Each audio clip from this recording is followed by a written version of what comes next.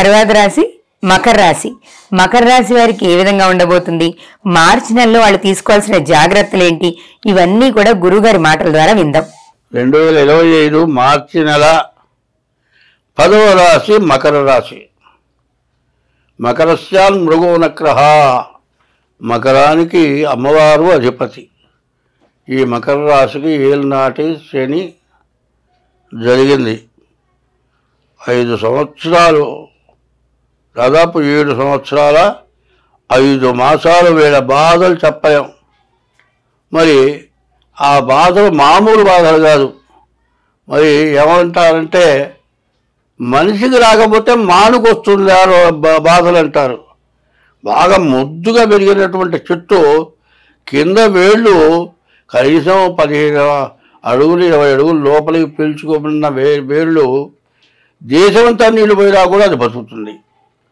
అటువంటి బలం కలిగినటువంటి జాతకం ఈ జాతకం. ఇప్పుడు ఈ మకర రాశికి మరి 3ంట 6 గ్రహాలు చేరినాయి.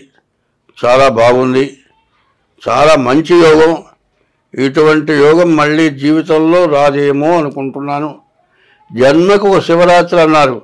నిన్న శివరాత్రి జరిగిపోయింది. ఈ శివరాత్రి గురించి కూడా మొన్న చెప్పాను.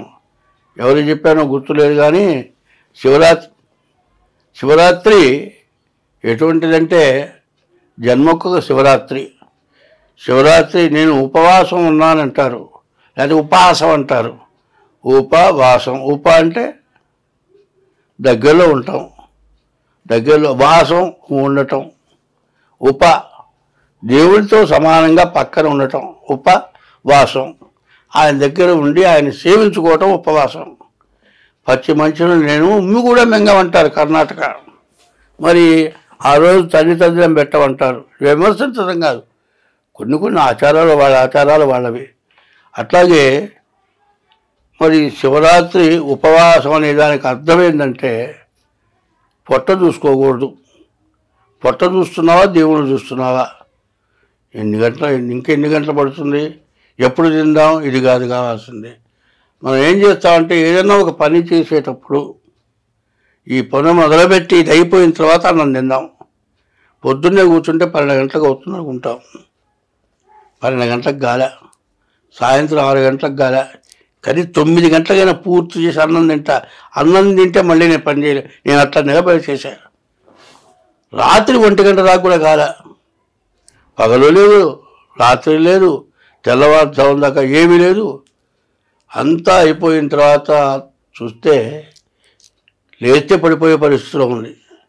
ఏదో ఉన్న గడ్డ గాదమని తిని పడుకున్నాం. అది ఉపవాసం. ఉపవాసం అనేది అర్థం. అది నీవు చేసే పని మీద ఎంత ధ్యాస ఉందో దేవుడి మీద అంత ధ్యాస కలిగి ఉండాలి. దేవుణ్ణి ఎప్పుడూ స్మరణం చేయాలి. కలియుగం స్మరణాన్ముక్తి. కలియుగంలో భగవంతుడి యొక్క నామస్మరణే ముక్తికి మార్గం అని చెప్పింది. నిన్న పంచాక్షరి మంత్రం ఓం నమః శివాయ. ఈ ఓం నమః శివాయ మంత్రం వల్ల మనకు 5 రకాలు: భూమి, జలము, అగ్ని, వాయువు, ఆకాశం. ఈ 5 రకాలు మన శరీరంలో ఉన్నాయి. నీళ్ళు లేకుండా ఉన్న బాధే, వేడి లేకుండా ఉన్న బాధే, మరి ఆకలి లేకుండా మంట, నిప్పు, ఆకలి నిప్పు, వీటిలో ఏది లేకుండా ఉన్న బాధే. ఐశ్వర్యాన్ని ఇచ్చేవాడు, ఆహారాన్ని ఇచ్చేవాడు, ఆకలి నీకు తాగటానికి నెత్తిన పెట్టుకున్న గంగని ఇచ్చేవాడు ఆయన ఈశ్వరుడు.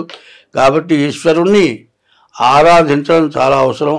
ఈ ఈశ్వరుణ్ణి ఆరాధించడం బ్రహ్మకి పూజ లేకుండా పోవటానికి చేతులారా చేసుకున్నాడు. ఈశ్వరుడు శపించడం వల్ల బ్రహ్మకు పూజ లేకుండా పోయింది. అవన్నీ చూసే చాట భారతం మనకు కాదు ఇప్పుడు. కాబట్టి ఈ రాశి వాళ్ళకి చాలా మంచి సమయం వచ్చింది. కానీ ఇది గోచారమే చెప్పాను, ఇది శాంతం చెప్పాను. అంటే నా రాశి ఎట్టా ఉంది, నీ రాశి కుప్ప, ఇక్కడ బాగానే చెబుతున్నా, రాశి ఫలితాలు చెబుతున్నాను. రాశి కాదు, నీవు పుట్టిన తారీఖు, నెల, సంవత్సరం, టైము ద్వారా నీ జాతకం చెప్పాలి.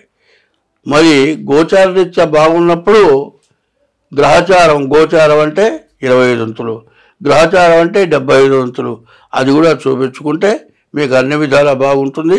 ఈ జాతకం మాత్రం చాలా మంచి యోగం కనబడుతోంది. స్వస్తి.